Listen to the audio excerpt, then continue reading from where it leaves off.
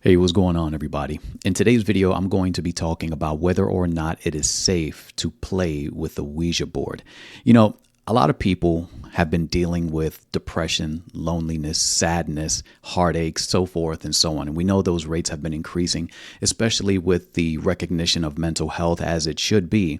Who do people go to talk to? Now, we know that most people are trying to get into the therapy world and trying to find individuals they can speak with about their difficulties. But in reality, most of us, when we deal with mental difficulties or hardships in life, we tend to go to the people we love, whether that be friends, family members, whoever, and individuals who we trust. But the question is, what happens when any of those individuals pass away and you lose that connection to those people, and now you have no one to speak to? I think a lot of people tend to go into the area of communicating with the dead. And you've all heard the stories, people saying they communicated with their parents when they had difficult times and they were given signs, things moved in the room, things changed in their life, they heard a voice. And the question then is this a real experience, or is it something they made up in their mind? Well, my personal opinion from the outset is it's not always something people make up in their mind. Now, what are some ways that people try to communicate with the dead? Well, some people just sit in a room and try to practice presence, or they try to increase silence so that they can have, a conduit to speak to their relatives or even spirits. But one of the ways that people have used is a Ouija board. And I wanted to go into a brief history about the Ouija board and whether or not these things for us, specifically as Christians, are okay. Is it okay to play with these things? Is it okay to examine these things? Is it okay to use it for God's purpose and put a Christian twist on it? No, but let me get into the history of the Ouija board, tell you a little bit about it, and then we'll go into some biblical warnings that God gives us on whether or not these things are things we should consider playing with. All right, so let's go on over to a brief history of the Ouija board. Now, the Ouija board has a long and unusually sordid history for a board game. It was first brought to the commercial market by businessman Elijah Bond in 1890 as nothing more than a parlor game. The wonderful talking board promised never-failing amusement and recreation for all classes. So this thing was created in order to use it for people who were rich, who were poor, who were middle class, upper middle class, lower middle class. This was created for everybody. Now, William Fuld took over production of the game in 1901 and named it Ouija, claiming the board itself gave him the name. Fuld skyrocketed the Ouija into popularity in the 1920s. He had often consulted the Ouija on matters of business, so he was already using this as a way to consult with other spirits or to communicate with the dead on trying to gain business success. At one point, the Ouija told him to prepare for big business. Fuld took the advice, building the large new factory which he would eventually fall from and die in 1927. Now, is there a connection there? Maybe, maybe not. I cannot confirm or deny, but I will say it is a creepy coincidence. Fuld's family carried on the business until 1966 when they retired and sold it to Parker Brothers. Now, Parker Brothers was sold to Hasbro in 1991. Since then, Hasbro has released many different versions of the Ouija, including glow-in-the-dark boards and pink boards for girls. So, of course, from a marketing and from a money aspect, they try to market it to as many different people as possible by designing it in a way that is attractive to people. Yet, it still holds that same creepiness and that spiritualism behind it. But because it's marketed in a certain way, it may seem harmless to many of us. Now, it says, though it has often been described as a hoax and a con, the Ouija has no shortage of people terrified to use it. There is always someone with sweaty palms and heart palpitations when the board comes out. And of course, because it's associated with communicating with spirits, and that's usually really scary. You've all seen the horror movies, and I believe there's a movie out about the Ouija. Of course, people are going to be a little bit afraid, and I think people tend to ignore that their conscience is warning them of this, and they try to desensitize it. Okay, so of course, any harmless children's game that summons the dead and inadvertently causes demonic possession is bound to get a little flack, right? Except, historically speaking, there doesn't seem to be any documented incidents of Ouija board happenings that should make anyone uneasy. The closest is the story of Pearl Curran. All right, so over the years, stories of the Ouija have certainly managed to evoke a general sense of dread. The very first was of St. Louis housewife and spiritualist Pearl Curran, who claimed that she began channeling a spirit calling itself Patience Worth in 1913. The spirit claimed to be from the 17th century and across the sea. Curran wrote a series of novels, short stories, and poems that she said Patience dictated to her through the board. This continued on until 1937, when Patience predicted Curran's unexpected death by pneumonia on December 3rd of that year. So there's definitely something I want to talk about. Earlier in the article, as we read, it said that there are no documented issues. But the thing is, how do you prove something that's already happened or already took place in your life? Many people don't even think to make the connection of different things happening in their life as a result of trying to channel or trying to consult with the dead or different spirits. So, although, I get documented evidence can be helpful, but I think sometimes talking to people about their experiences can be a little more effective in this area, at least. Okay, so one thing I definitely want you to pay attention to is how the Ouija is actually designed. So a little in this article, it states, Hasbro's latest edition of the talking board harkens back to the original allure of the mystifying oracle. Collectors and aspiring occultists, that's an interesting pairing, ages 8+ will love the faux patina of Hasbro's latest Ouija board. The board itself is textured to get that real wood feel, and the planchet has an LED backlight that lights up when you touch it, causing the white letters and numbers to glow as it passes over them. Interestingly enough, it seems like when you look at this, number one, the first thing I actually want to talk about is this idea of it being for ages 8+. You can see my cursor signaling. So this means that is being directed toward younger children, right? Or just young children in general.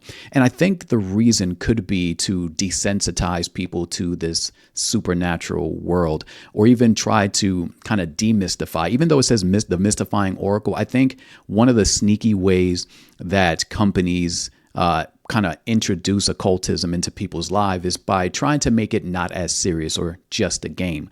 And then later on, what happens is individuals start to try to channel different spirits and things like that.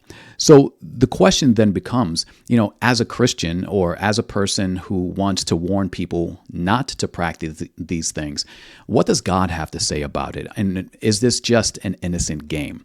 Well, I have some scriptures that I definitely want to show you guys, and then we'll talk about some of these aspects.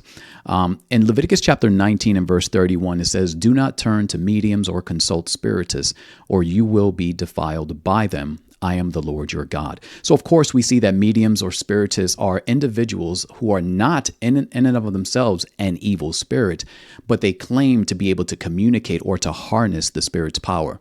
And God says not to even turn to them. In other words, don't let them be your default position to go to them. He says, or you will be defiled by them. What I find interesting is God doesn't say that these individuals are not communicating with other spirits and don't have the power to show you these things, but rather he says you will be defiled by them. So not only are you defiled by the evil spirit, you are also defiled by the person because they start to have a grip or a hold on your mind, and they try to get you to believe that they have the power to make your life better. And I think a lot of people do that. And one of the things I want to talk about is a little bit of that whole depression. A lot of us are chasing dreams, are trying to attain either popularity, riches, recognition, whatever that is. And when things don't go your way, when you're trying to pursue them in a humble and righteous way, the temptation is there to go the wicked direction or to take the shortcut. And some people use this as a result of trying to increase business, as we read earlier in the article. So let's see what else the Lord has to talk about on this aspect. Now, in Deuteronomy chapter 18, verses 10 through 12, it says, "No one among you is to sacrifice his son or daughter in the fire.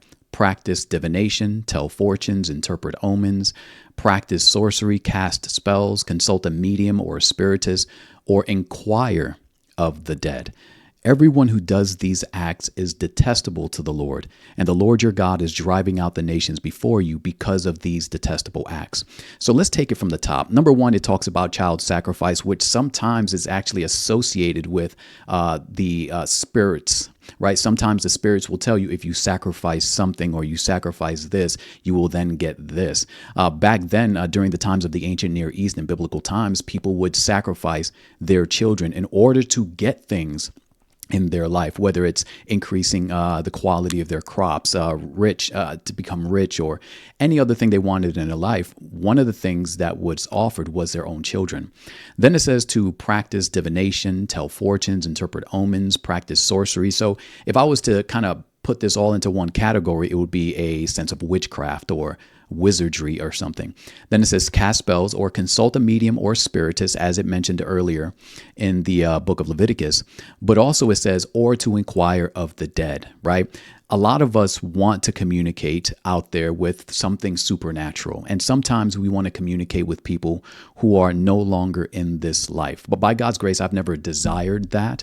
But I know there are people out there who do. I know there are people out there who are suffering more than I am, or who are dealing with things that I could not even fathom in my own mind. So what do? A lot of people turn to these spiritualists. They want to get their fortunes told. They want to find out what's going to happen in their future. They want to get tarot card readings. They practice sorcery and cast spells in order to obtain what they want.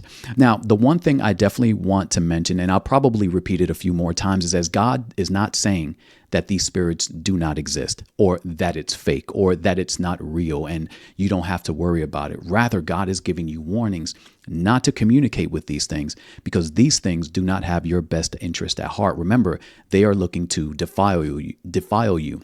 Both individuals who are practicing or trying to be mediums between the living and the dead, and the spirits themselves. But let's continue and go on to the next portion of scripture, which is Isaiah chapter 8 and verse 19. It says, when they say to you, inquire of the mediums and the spiritists who chirp and mutter, shouldn't the people inquire of their God? Should they inquire of the dead on behalf of the living? Now, here's something I find interesting.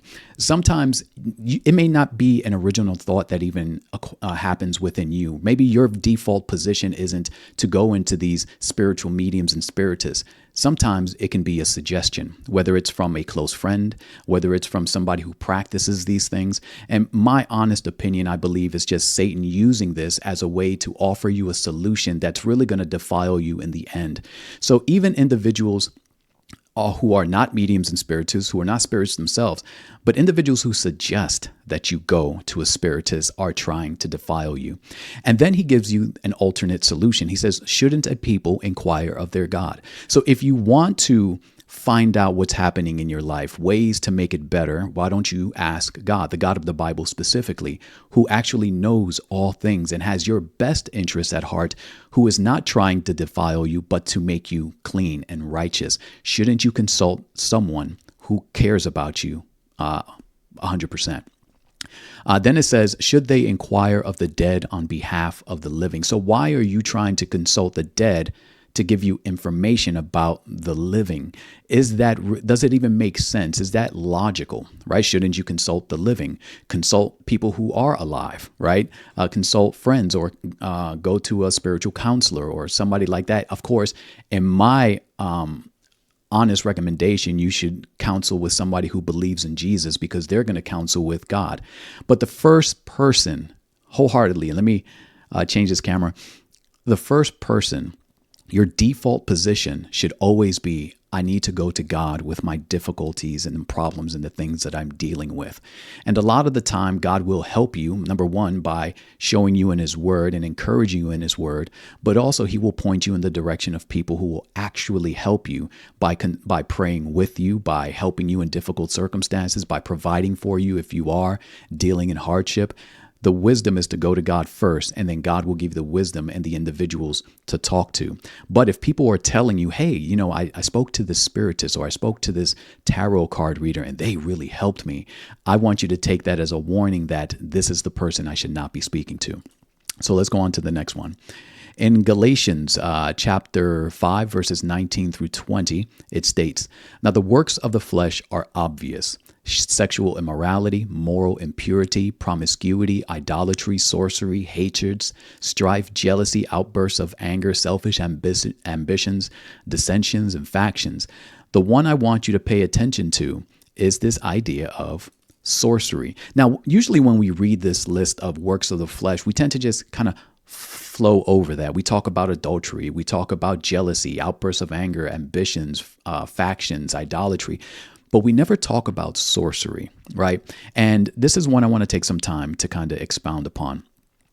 Individuals usually don't understand, especially if they are not in Christ, they do not understand the supernatural aspect of our faith, nor the supernatural and the spirits outside of this world, right? And we'll get into that a little later. But one of the things I want you to pay attention to is that there is a spiritual reality that we live in, and the ability to communicate with those spirits exists. It is not something that is a figment of people's imagination or your imagination. What we have to do is navigate correctly as God dictates, so that when these things happen or when experiences may happen, you know exactly who to go to. And my advice is the same advice as God. Go to him for your troubles. All right. The next one, 2 Corinthians chapter 11, verse 14. And this is a little bit of, I want you to pay attention, and this is going to be an answer to what people are communicating with. So in 2 Corinthians 11 and verse 14, it says, "And no wonder, for Satan disguises himself as an angel of light." Now, the reason I brought this up is because people will have the idea that they are communicating with the dead. Oh, these spirits told me things that only my family member knew. But we don't realize that these spirits that are in the world have been living for centuries, eons, years, and they can see things that are going on. And the fact that Satan can transform himself into an angel of light, is it really out of the ordinary for us to think that maybe he can transform himself into maybe a loved family member, a friend? And because they can supernaturally hear things that are going on and see things, maybe they can just repeat information that, like when you were a kid, maybe something your mother told you. Remember, there's a spiritual world to this aspect. And so this is why I say that the things that you're communicating with are not fake. It's real. But the things that you're communicating with are not your parents, are not your family members, are actually evil spirits that live in the world who are trying to defile you. Okay? So again, and no wonder. So this is no surprise that Satan disguises himself as an angel of light. And just in case you think Satan is the one doing everything, let me actually go to the whole chapter, and we're going to go all the way to verse 15. Now, here are the verses right here for you.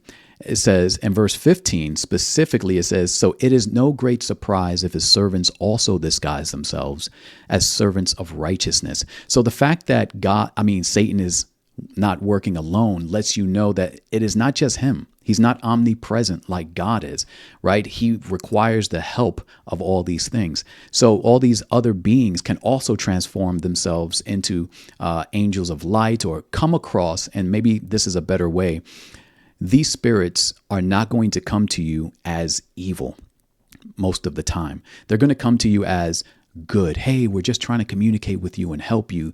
But that's the deception, right? You know, with all deception, there's a little bit of sweetness to it. There's something that may seem good or may seem positive. Just like earlier when we read in the article that these individuals were consulting for business. Maybe your business will increase as a result of what these spirits are telling you. But the end thereof is death. All right.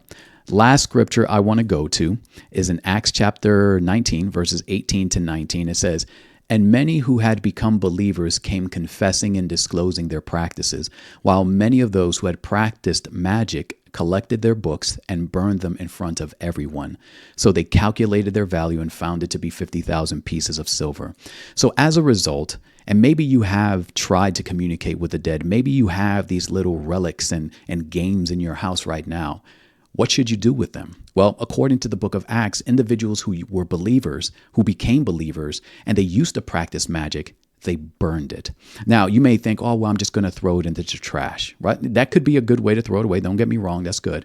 But why not just burn them so that nobody else can get their hands on them? Right. So that's the end of the video. If you guys found this video to be helpful, and if you find it that maybe it brought value to you, maybe it can bring value to someone else. So do me a favor. One of the best things you could do to support this ministry is to just share the videos. Make sure you like it. Make sure you put a comment below. And, at the end, I want you guys to tell me, what have been some of your experiences as a result of maybe playing with a Ouija board or watching a film that had it in it? Did you experience anything supernatural? I don't know. Tell me in the comments. Well, until next time, I want to say thank you for watching the video. God bless, and I will see you on the next one. Peace.